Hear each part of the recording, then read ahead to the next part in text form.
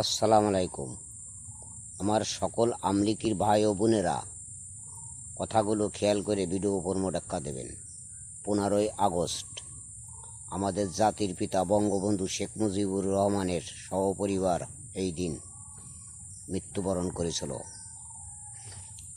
মাত্র আল্লাহর সহায় রেখেছিল বলে আম্মাজান শেখ হাসিনা আর আম্মাজান রেহেনা বেঁচে ছিল। আমলিকির সভাপতি হানিফ সাহেব ডক্টর মোহাম্মদ ইউনূস সাহেবের কাছে চিঠি পাঠিয়েছিল 15ই আগস্ট পালন করতে দিতে হবে আমাদের। তিনি চিঠি পালন করার অনুমতি দিয়েছে।